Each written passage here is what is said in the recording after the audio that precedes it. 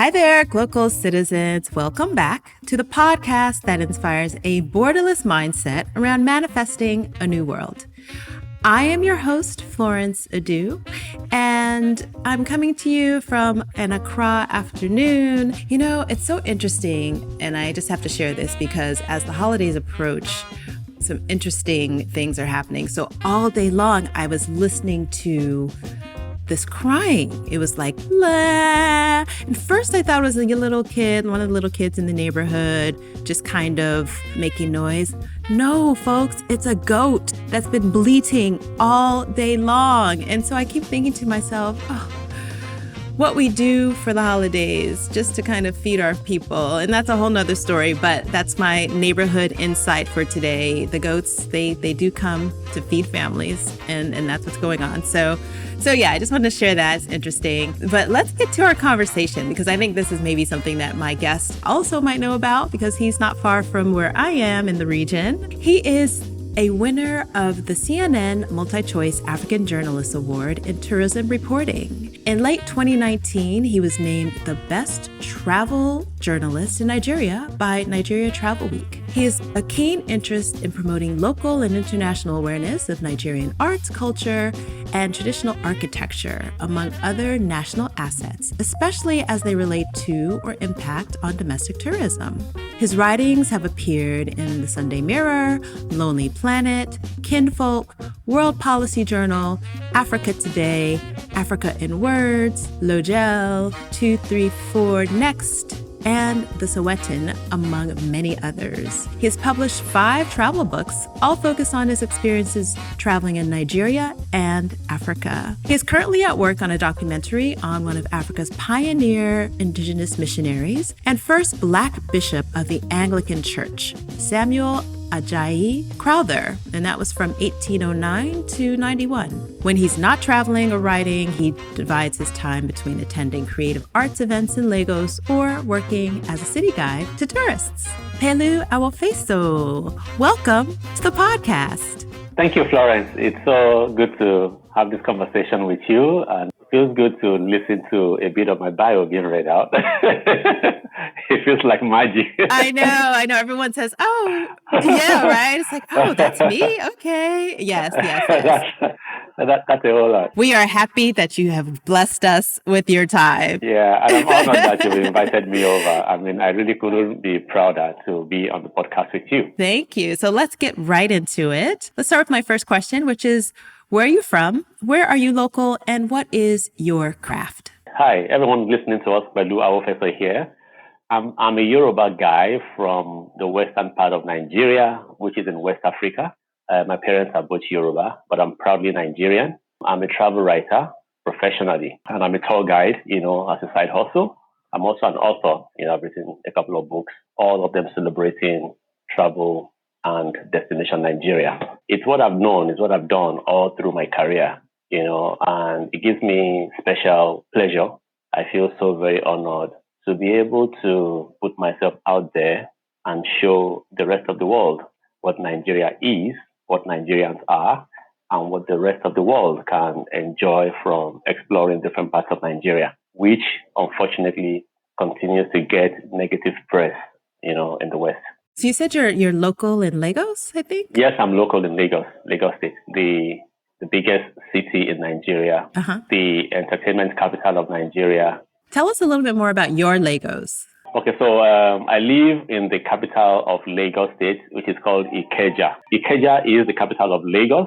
Ikeja, is where almost a lot of things happen. It's the seat of government. It's one of the central business districts of Lagos. There are a couple of others on the island, Victoria Island. The airport, the Murtala Mohammed International Airport, is based in Ikeja. So if you're flying into Nigeria, and especially you're flying into Lagos, you will arrive at the Murtala Mohammed International Airport, which is just a short drive, a 20-minute drive from Ikeja itself, and then from there you can explore further afield. And Lagos is divided broadly into 2 segments, the Lagos mainland and the Lagos Island. And that's because the island is separated from the mainland by the lagoon, which also flows into the Atlantic Ocean. So one of the ways to get from the mainland to the island, or vice versa, is to connect both ends of Lagos via bridges. And there are 3 different bridges connecting the both sides of Lagos. Yeah, so that's basically it.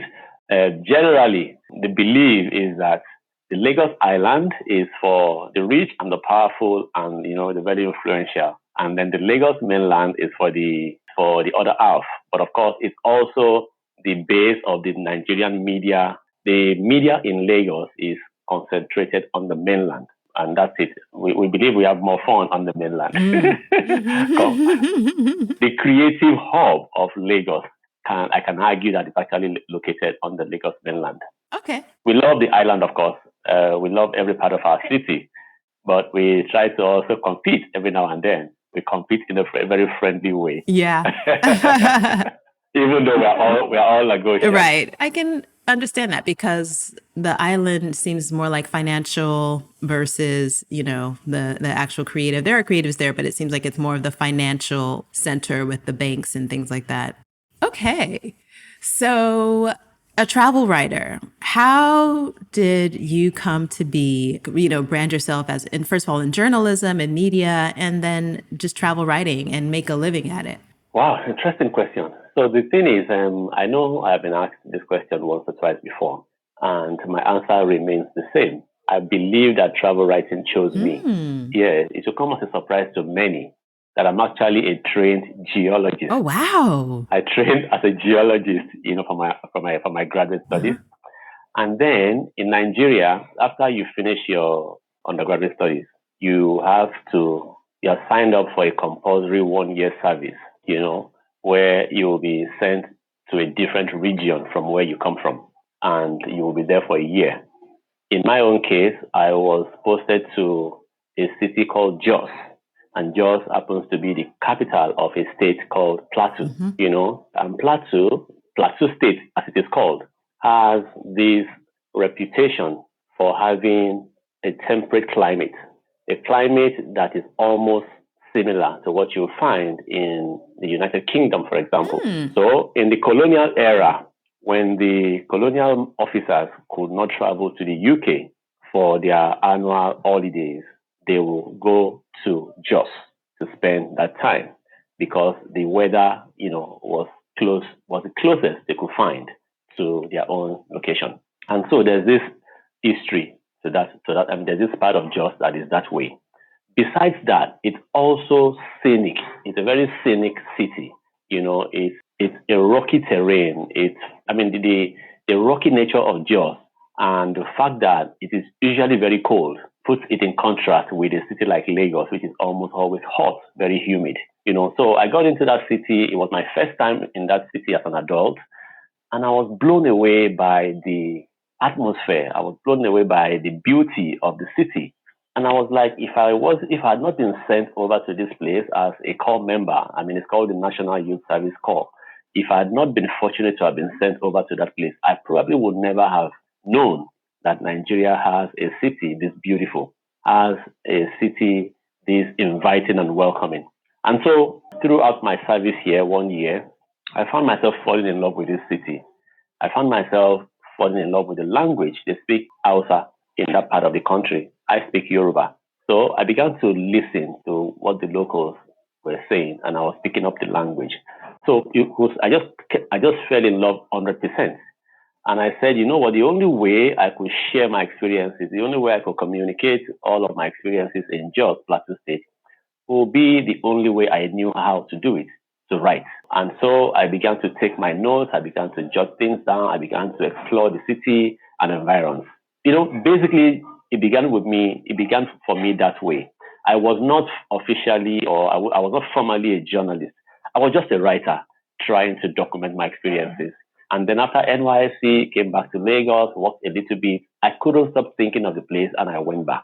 And so I went back, I settled down there, and I began to see myself as both a writer and basically a freelance writer. And the only reason I became a journalist was because I needed an outlet for my writing. At that time, it's many years ago, it was a period way before social media, before the internet, before the World Wide Web, before Yahoo, before Gmail, before Facebook and Twitter and all of that. You didn't have all of these online opportunities to share your stories. Everything was analog. So I needed to look for a publication to send my stories to send my writings to. And so I was lucky to find this newspaper published in Jos, and that's how I began to send my stories to them, and I became a freelance contributor. And from being a freelance contributor, I became a freelance columnist, specifically about travel writing. I was just sending in travel experiences from that region. And so that's how my life in journalism started. It was purely born out of love for a city in this country. Interesting. Yeah, which I felt more Nigerians needed to know about.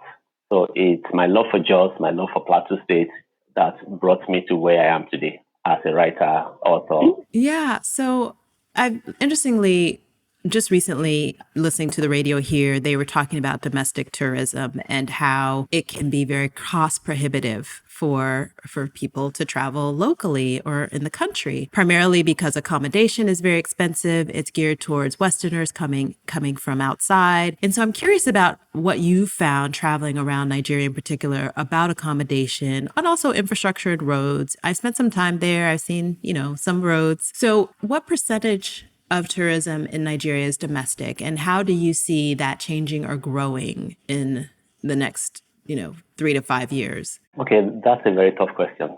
Tough in the sense that, so Nigerians hardly travel around Nigeria. Yeah. And the only reason that they give, the constant reason, is that the infrastructure is poor, beginning with the road network. They say the road network is very bad. They can't imagine themselves wanting to travel for pleasure, which tourism is about, and then having to struggle on a terrible road network. Mm-hmm. And then get to those locations, get all the attractions, and then finding them in very terrible states. Yeah. So compared with Ghana, Nigeria's tourism industry is not that developed yet. It's actually painful for me to say that because Nigeria has all it takes to become one of the best countries on the continent for tourism and for international visitors. But that is not the case because we have not taken tourism seriously. And so when ordinary Nigerians should be interested in visiting these places, they are put off by them. All right. Basically for that reason, the infrastructure is poor. But for me, I do not see myself as a tourist. I see myself as a traveler seeking diverse experiences, wanting to learn more about the different parts of the country where I am not from. I'm Yoruba from the Southwest. Nigeria is very huge. There are 200 plus ethnic nationalities in this country. We have 36 states in the country. You can imagine the diversity that entails.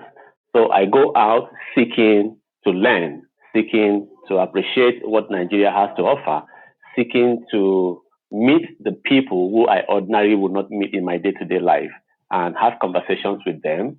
And from their conversations, get to understand who they are, where they are coming from, what their culture is, what their history is. And so I don't really travel as a tourist, and that's why I'm able to do all that I've done. And again, I sometimes have to describe myself as a guinea pig. I go out there, find that information, get those experiences, write about them, have them published in newspapers and magazines, and then online, and then hope that people are going to be convinced by my stories to the point where they will feel like, wow, this is a beautiful experience. I'd like to have this kind of experience as well. So that is the reason why I travel and write about my experiences. And in so doing, I hope that someday, my writings, my stories will help fellow Nigerians have a rethink about why they need to travel. As much as I see and I appreciate that they want to travel for leisure, for enjoyment, to have fun, that is not happening yet because we haven't invested enough in the infrastructure. But the good thing is that things are happening already. Bit by bit, the infrastructure is getting better. More people are investing more in the hospitality sector. We are having a lot more investment in entertainment. So entertainment is thriving in Nigeria. Entertainment is becoming huge, and Nigerians have embraced their culture. They have embraced their music. We have embraced our movies. We have embraced our comedy. We have embraced everything that has to do with entertainment. And I think that will naturally evolve to us appreciating our assets in the area of tourism, in the area of tourist attractions. But for that to happen, those places have to be improved by investment. So we are still a long way off. But I believe that, in the near future, the story will be better, or the story will change for the better. Sure. Makes a lot of sense. So you mentioned you settled in Jos and then now you're in Lagos. So here's my why the where. How did you come to be living, working, and playing where you currently are? Okay, so I was born and raised in Lagos, all right? The only reason why I left was because I needed to go and serve for that 1 year. And as a matter of fact, my plan, haven't stumbled on Jos. I would say I stumbled on that city. I was so in love that I really wanted to stay back there and not return to Lagos. I wanted to settle down there, raise a family, and just become a Josite, And I lived there for 2 years and a half. Unfortunately, it was difficult for me to sustain myself from just writing. There weren't so many opportunities. And Lagos is where the opportunities are. Right. And so sometime while I was in Jos, I got an offer to become a full-time journalist for a publication. So I had to live my life as a freelance writer back in Jos. And then I came back to Lagos and I got ingrained back in the system. And I've been out and about. I've been out of the city a couple of times, lived in other parts of the country, and always have to return to Lagos. Okay. So it's the way it has been for me. Yeah. I get it. So you had that opportunity, you came back, and then you become an award-winning journalist in travel writing. So how did that come about? How did you become recognized by, CNN and Multichoice, and how did that all precipitate? That's one thing I would never, ever forget, So at this point, so this all award thing happened in 2010. The year previous, I had resigned. Okay, so like I said, I've lived elsewhere in Nigeria. So at some point again, I left Lagos and traveled to settle down in a city called Port Harcourt, where I'd been invited to come edit a magazine, a Pan-African magazine. They wanted to promote Africa. They wanted to promote the best of Africa. So it was almost like they were going to do the same thing for Africa that I'd been trying to do for Nigeria all along. Write about the good things, write about the elevating things, write about everything that is good, about the country. So they wanted to do that for the continent. So I said, I like to go to where they want to be talking about positivity, and so I relocated to Port Harcourt and I lived there for 3 years as the editor of that magazine.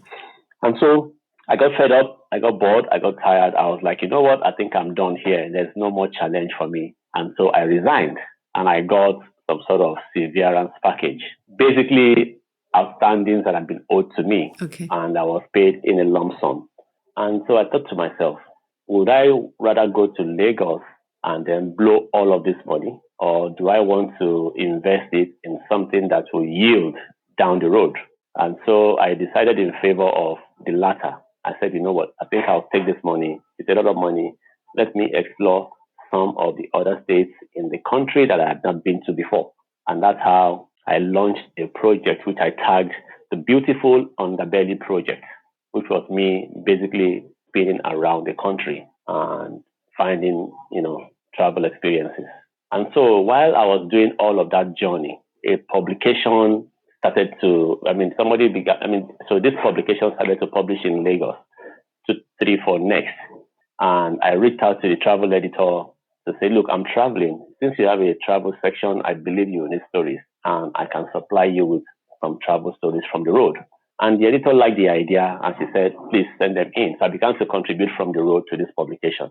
And then later that same year, I'm talking about 2009 now, the CNN Multichoice African Journalists Awards, the prestigious award that was held annually, announced its call for entries.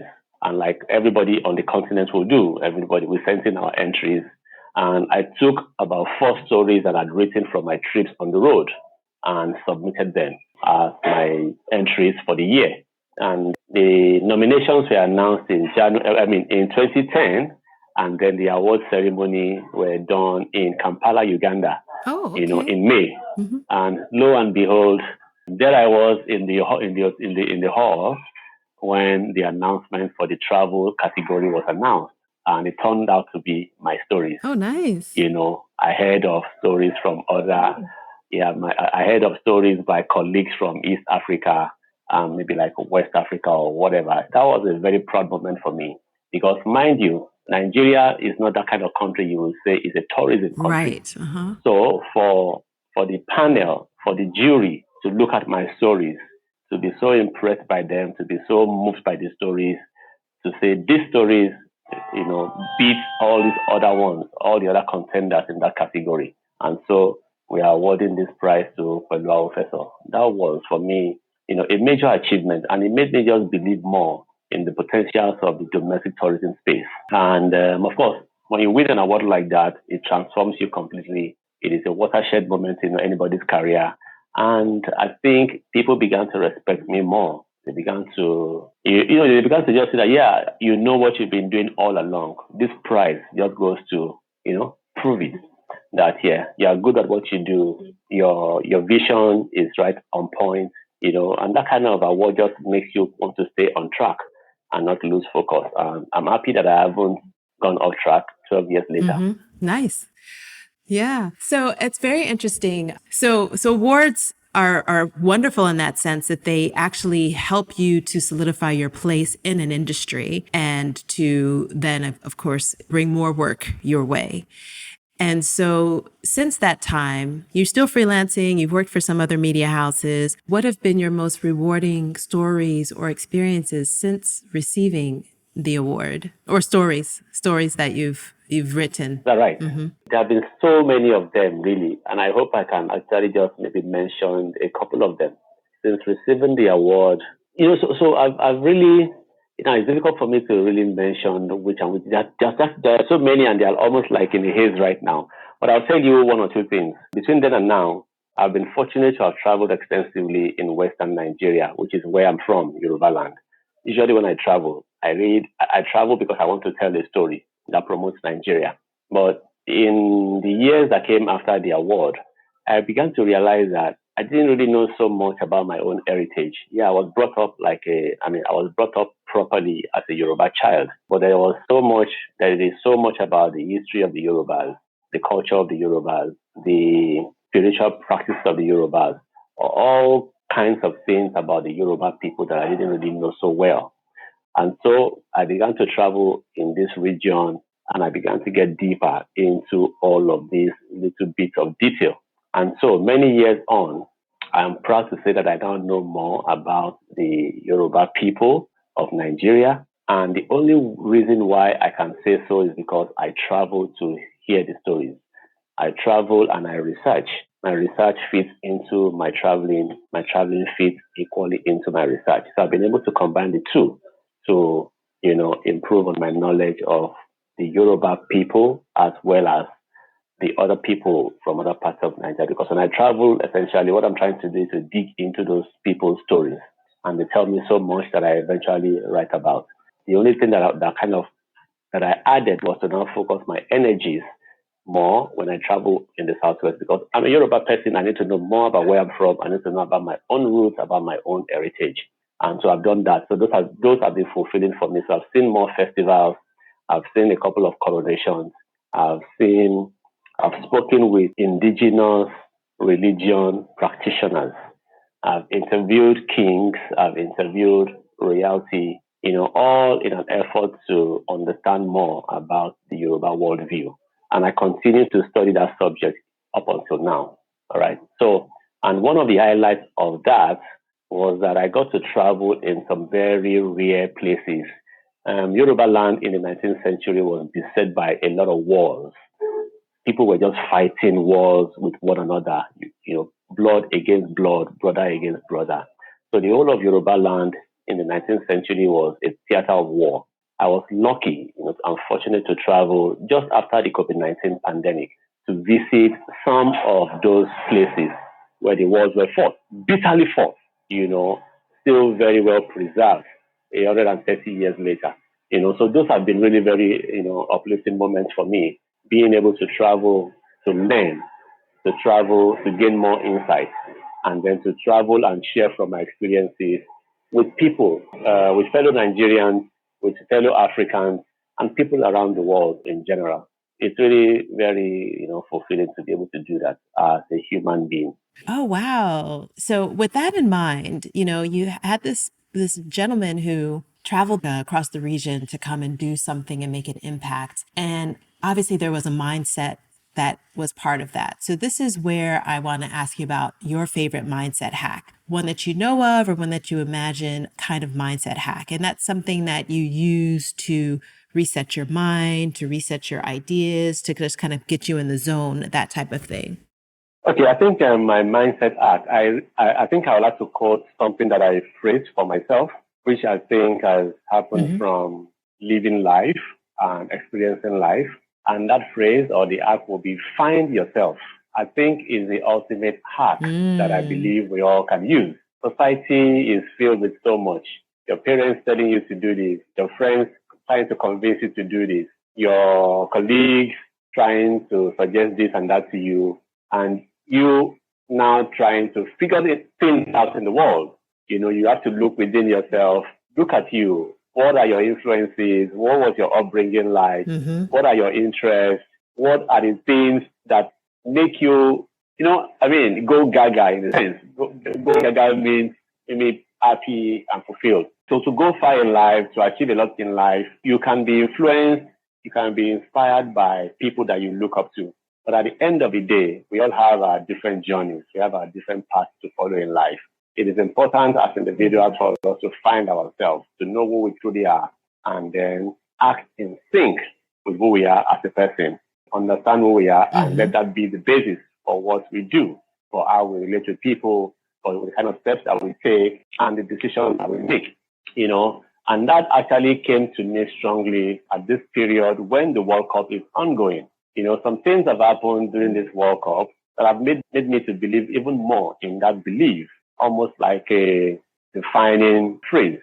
Okay. Yeah, I like that. I like that a lot. Especially, it's apropos for the moment that we're in. Everybody is really engaged in the sports of the world. Well, a lot of the world. I won't say everybody. And, it's something to think about when we're trying to be our best. So I like that. So as we've had a wonderful conversation and we know you as this travel writer, which is kind of I'm sure a lot of what you do doesn't feel like work. So I always like to find out who you are when you're not working, being a travel writer. And what are some of your favorite activities? And then if you are a reader, watcher, or listener, what are some of your favorite reads, watches, or listens? I'm a reader. I'm also a watcher. And what do I read? I read a lot of nonfiction. Okay, sure. Yeah. I'm a nonfiction guy. I really am not into novels. I read novels every now and then, but I learn more. I believe I learn more from nonfiction writing. Sure. Of course, travel writing is basic. I have to read that to be better at what I do. But I also read a lot of writing by other people. For example, I've just finished reading Still Like an Artist, and basically it's a book written for creators, people that create, creative spirits. And I picked a lot from what the guy has to say about how to create what we have to create, why we should create things, and how to tap from the best people in our field. That was a refreshing read. Before that, I was reading Akwake Emezi's book, Dear Centurion, or Dear Centurion. It's an odd word.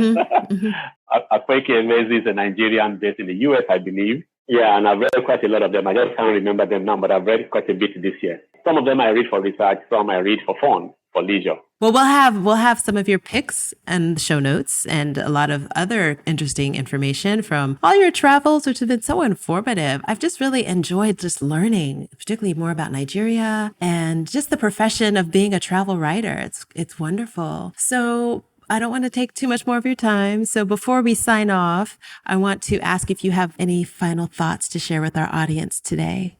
Thank you very much for having me on this conversation. My final thoughts will be that I'd like to speak to Africans, fellow Africans at home and in the diaspora. Africa needs us now more than ever. Yeah. Our continent is going through so much. The continent is experiencing a brain drain unlike ever before. Africa is losing its best brains, its best people, is best young people. I don't hold, the people have to travel because they know they need to be in a better place. But as we leave the continent behind, let us not forget that majority of Africans need us to be back.